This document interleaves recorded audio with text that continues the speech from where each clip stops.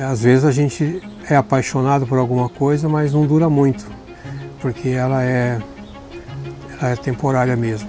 Mas o amor a gente constrói, a gente vai se solidificando ao longo da convivência. A paixão é uma coisa que passa e o amor é uma coisa que fica. Higiene ocupacional é uma espécie de amor para mim. E a minha vida é a higiene ocupacional. Fazer uma tradução técnica dessa natureza requer uma dedicação muito grande e é muito específico. Não é qualquer tradutor que vai conseguir fazer uma tradução. Para isso precisa passar pelos técnicos primeiro. E os técnicos estão na ABH1. Também me orgulha, me dá muito prazer e me orgulha muito também pelo fato de ser o Brasil o único país do mundo que tem 30 anos editando esse material. Que é um dos compromissos mais importantes como associação, que a gente oferece isso para o nosso público técnico, né? Não só higienistas ocupacionais usam esse livreto, mas técnicos de segurança, engenheiros de segurança, médicos do trabalho. Sabe o que a gente ganhou de fazer essa tradução? Fizemos isso porque nós achamos que tem que ser feito. Um trabalho voluntário.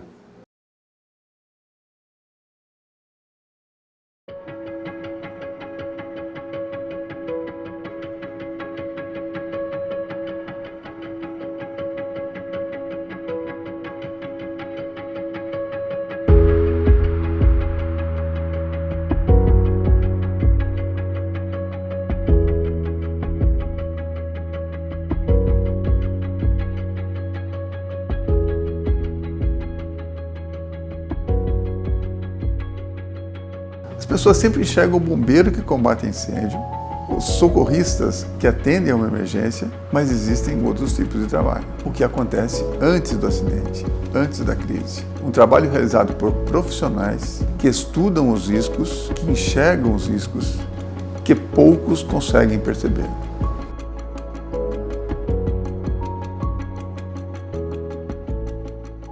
Comecei a minha vida profissional dentro da Fundacentro como estagiária. Na época, a higiene era algo bem restrito, mas nós tivemos o privilégio de trabalhar na maior instituição de pesquisa da América Latina na área de segurança, higiene e saúde do trabalhador. E nesse contexto, todos nós que trabalhávamos lá tínhamos uma relação muito forte, porque nós estávamos introduzindo essa ciência no Brasil. E quer dizer, os primeiros passos da higiene ocupacional nós damos juntos, não tínhamos professor, nós éramos autodidatas, cada um fazendo aquilo que podia ser feito, né?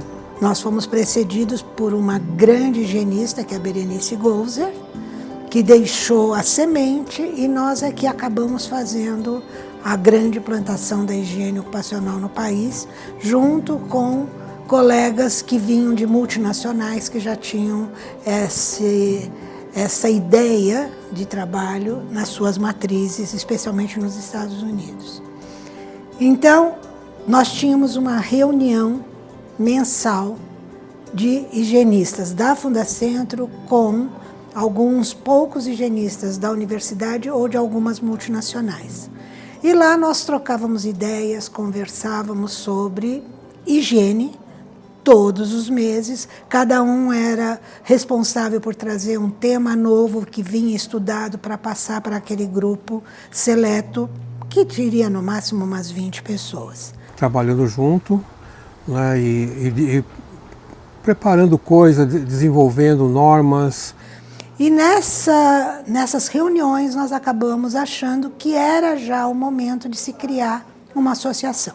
Para que pudéssemos trazer mais pessoas, envolver mais gente e pudéssemos criar um grupo mais forte e um grupo que fosse para as áreas de trabalho e para prestar esse trabalho, esse serviço, né, melhor dizendo, de higiene ocupacional tão importante para a proteção do trabalhador no Brasil e no mundo. Então, essa associação ela foi criada dentro de um evento que foi por nós organizado.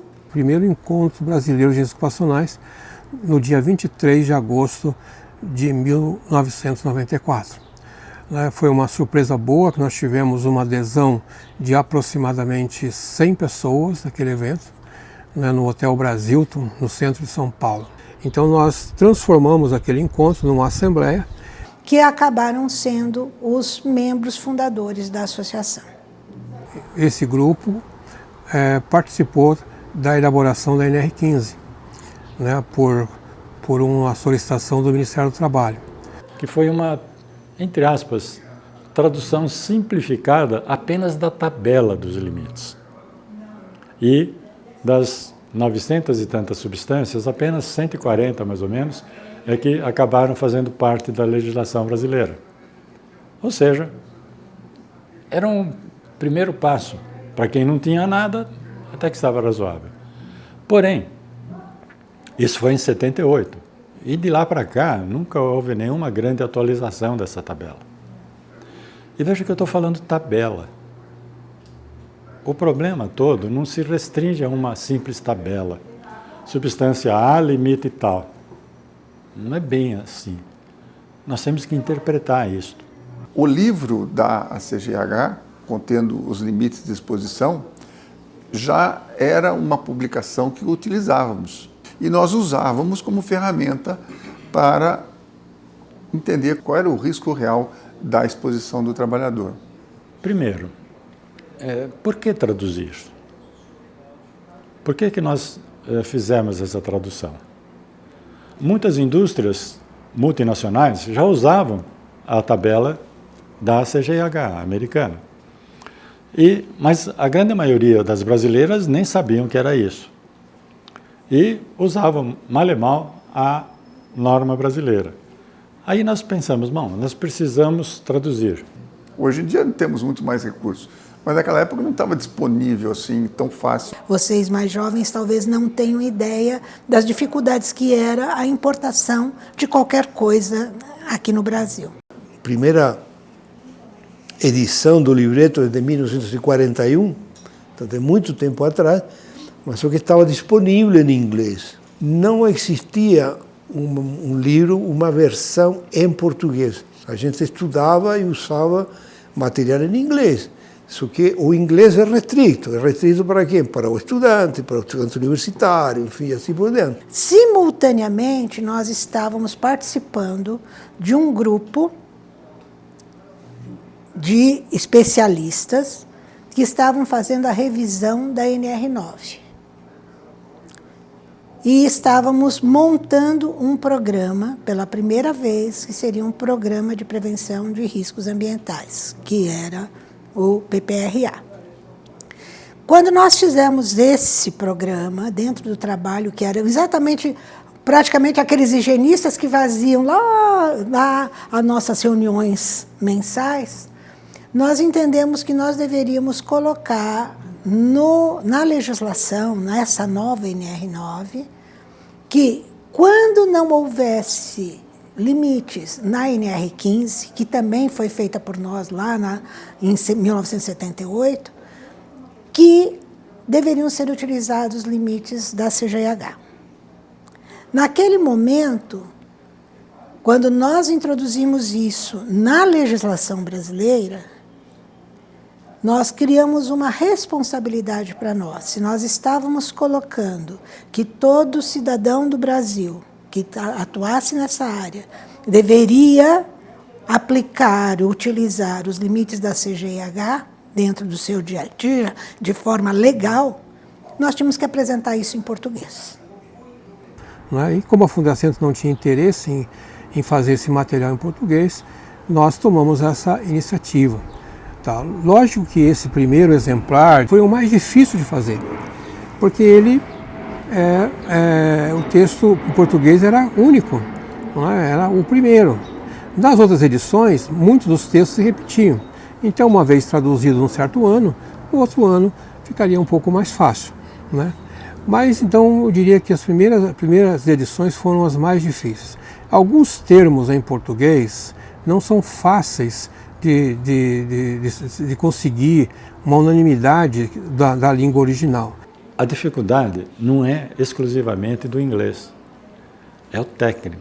até porque ele é um livro denso sobre o ponto de vista da concepção técnica dele, né? É difícil você pegar um livro desse, por exemplo, e ser corretamente interpretado, né, por aquelas pessoas que não têm um arcabouço técnico suficiente, né, para poder ler o livro e entender, né, o que está se propondo ali no livreto, né? Quando a gente fala em produtos químicos, uma letra muda totalmente a substância. Apenas um exemplo. Benzeno e benzina. Troca o E por I. Benzeno é carcinogênico, tem um monte de problemas. Benzina não é carcinogênico, não tem grandes problemas. Silicone, com N no fim. A nossa ideia é que, lendo em inglês, ele está falando do silicone, certo? Errado. Silicon, em inglês, é silício. E silicone, para nós, é mesmo silicone dos Estados Unidos. São substâncias quimicamente muito diferentes e nomes muito próximos.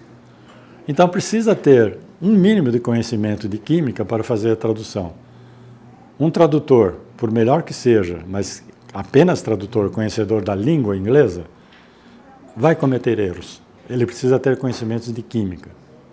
Então, com isso, nós conseguimos apresentar em 96, no primeiro encontro de 96, não no primeiro encontro, no encontro realizado em 96, nós pudemos agraciar todos os membros com o livro em português. Que é um dos compromissos mais importantes como associação, que a gente oferece isso para o nosso público técnico, né? Não só higienistas ocupacionais usam esse livreto, mas técnicos de segurança, engenheiros de segurança, médicos do trabalho. Então, a importância desses 30 anos do livro, né, ou da edição do primeiro livro em português, tem muito a ver com a importância do que a BHO tem feito nesses anos todos. Se você pegar a legislação brasileira e usar um argumento legal, não, do ponto de vista legal, é isso que acontece e eu vou seguir a lei e ninguém pode dizer que eu esteja errado. Os advogados querem isso. Se nós fôssemos advogados, nós também gostaríamos de ter um número e dizer, olha, acima disto é insalubre, paga-se insalubridade, abaixo disso não. O advogado quer isto. E nós? A prevenção da saúde do trabalhador. E o foco principal disso é exatamente a gente procurar fazer com que os ambientes de trabalho sejam mais saudáveis, né? Porque o risco é inerente a qualquer atividade, seja de trabalho ou seja fora do trabalho. Sempre há riscos. Então nós temos que ir sempre avante para procurar ter as melhores referências. Quer dizer, reduzir no ambiente de trabalho os níveis, as concentrações a valores residuais, sempre que a tecnologia, que os recursos permitirem e que haja sempre boa vontade nesse sentido. Um técnico, um engenheiro de segurança, um higienista ocupacional, sozinho ele não consegue chegar lá, não consegue gerenciar isso. Nosso trabalho é gerenciar riscos, ou melhor, ajudar aos profissionais das empresas a gerenciar riscos. Nós estamos proporcionando um material necessário, orientativo para o profissional e para outras, como algo permanente. Todo ano nós fazemos isso aqui, nós traduzimos e revisamos o que tem em português. Além do aspecto técnico, eu acho que o grande, digamos, impulso, né, que esse livro, essa literatura dá, e aí a gente olhar de uma maneira mais ampla, é a própria qualidade do trabalho realizado. Porque veja só, se a gente vai fazer um trabalho no campo visando a saúde dos trabalhadores e utiliza parâmetros que são parâmetros que estão defasados, e quando a gente olha, né, por exemplo, para citar o químicos, né, a norma regulamentadora número 15, lá no anexo 11, ela traz os limites de tolerância. No Brasil, os limites de exposição ocupacional são conhecidos como limites de tolerância, e ela traz ali limites de tolerância para mais ou menos uns 150, 160 agentes químicos, né? Existem alguns ali que estão defasados, mas muito defasados. Existem alguns valores ali que estão 50 vezes superiores ao que se utiliza hoje, né? Vários deles estão 10 vezes superiores ao que se utiliza hoje, enfim, ao que hoje, por exemplo, estão lá nos TLVs da CGIH. Então, quando você tem um material atual e você começa a utilizar esse material, quase que você está impulsionando toda a, digamos assim, a comunidade técnica, né, os profissionais da área que trabalham com esse material, você está impulsionando-os a fazer um trabalho de maior qualidade, né? Um trabalho mais qualificado e um trabalho cujo resultado será mais eficaz. Então, além dessa questão de você, digamos, ter essa ferramenta, né, que tecnicamente é extremamente adequada, eu acho que até do seu ponto de vista mesmo de forçar um pouco essa discussão da necessidade das atualizações, isso acaba também sendo, de certa forma, sofrendo uma interferência positiva do próprio livreto, né? Então, compartilhar a informação é promover a BHO. Se um trabalhador se protegeu em função do nosso trabalho, a gente já tem uma vitória, né? O que me emociona saber o que nós atingimos. Um grupo de 15, 20 pessoas que se reuniam aqui em São Paulo, né, no centro de São Paulo. De repente, nós temos hoje, pela associação, mais centenas, mais de 600 pessoas. Fora a vida que eles impactam e fora também, além dessas 600 pessoas que são membros, que são associados, tem outros técnicos também que são impactados por esses 600, né? Ou seja, nós conseguimos disseminar. E como disse, hoje está acontecendo um evento desse com 100 pessoas na Bahia, interior da Bahia, onde esses conhecimentos estão sendo disseminados.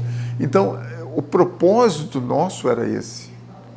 Então, eu vejo que a gente atingiu. Obviamente que agora a gente precisa, cada vez, procurar uma outra motivação, né? E ela existe, né? Claro que existe, e também porque os conhecimentos vão sendo aprimorados, a gente conhece mais do que conhecia em 1996 ou em 1994, quando a associação foi efetivamente criada, né?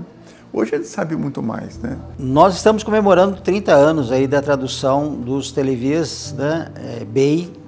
Tem 30 anos e vai continuar, sem dúvida nenhuma. A prevenção na higiene ocupacional é extremamente ampla, né? Não é só isso, mas é uma parte que a gente pode estar fazendo e a gente faz isso e permanentemente, com muito carinho, evidentemente. Nós só continuamos a existir porque existem profissionais que confiam na gente, profissionais que estão atuantes na higiene ocupacional e se tornaram membros da BHO e nos dão a oportunidade de continuar com esse trabalho iniciado há tanto tempo atrás. Conseguimos construir uma associação de profissionais dedicados a uma ciência, a uma arte que ajuda ao trabalhador. Enquanto a gente tiver condições de fazê-lo, a gente está fazendo. E eu espero que cada um de nós, higienistas, possa sempre ter orgulho dessa publicação que nós estamos oferecendo ao Brasil e todo ao mundo prevencionista, principalmente de língua portuguesa. Falar das nossas paixões é uma das coisas mais gostosas da vida, né? Porque nós, da equipe de tradução, fizemos isso porque nós achamos que tem que ser feito. Um trabalho voluntário. Sabe o que a gente ganhou de fazer essa tradução? Ganhou confiança dos trabalhadores, ganhamos a satisfação de ter atendido e ganhamos também alguns exemplares para distribuir para os nossos amigos. Isso foi o que nós ganhamos. Isso não tem preço. Eu agradeço a vocês essa oportunidade de trocar essas ideias com vocês e realmente festejar esses 30 anos de trabalho voluntário da ABHO.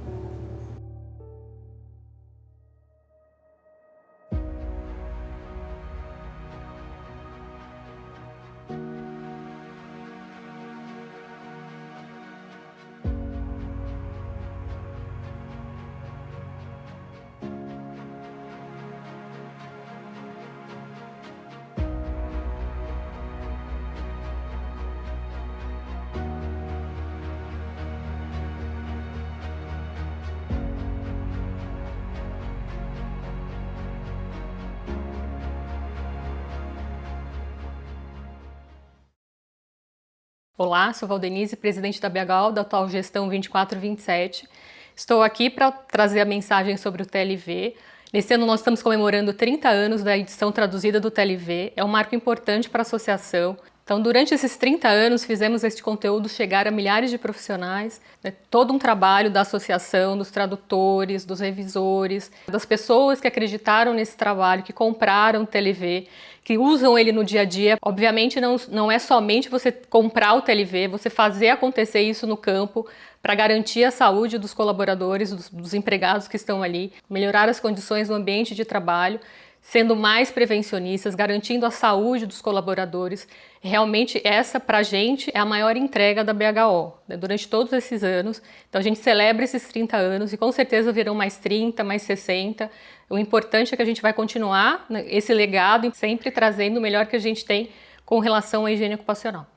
Gostaria de deixar um agradecimento especial ao professor Torloni, que não está mais aqui conosco, mas que trabalhou arduamente nesse projeto e para a higiene ocupacional no Brasil. Há outros profissionais que também contribuíram muito nesse projeto, mas que não conseguiram gravar o vídeo. Simone Zanon, professor Lirlon, professor Jean Paoli, Santiago. Gostaria de agradecer a todos os profissionais que trabalharam nesse projeto. Este documentário é uma homenagem a todos os tradutores, revisores, parceiros e membros da BHO. Muito obrigada pela contribuição de vocês e estamos aqui, vamos seguir e contamos com vocês também para os próximos projetos. Obrigada.